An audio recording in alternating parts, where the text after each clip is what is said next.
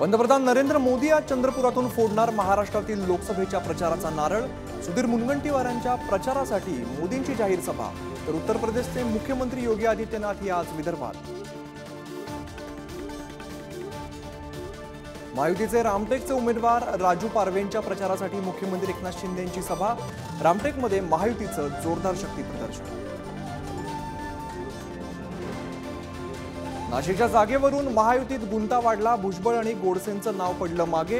राहुल ढिकले, माणिकराव कोकाटे आणि अजय बारस्तेंचं नाव चर्चेत। गुढीपाडव्यानंतर होणार शिक्कामोर्तब।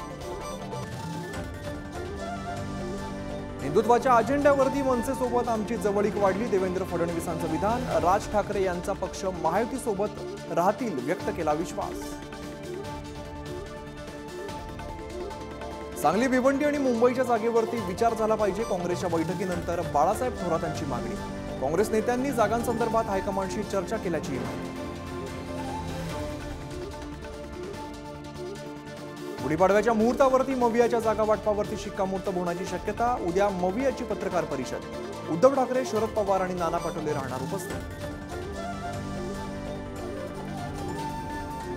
कथित खिचडी घोटाळा प्रकरणी अमोल कीर्तीकर ईडी चौकशीला हजर। मी निर्दोष, कोणत्याही कारवाईला घाबरत नाही, अमोल कीर्तीकरांची प्रतिक्रिया।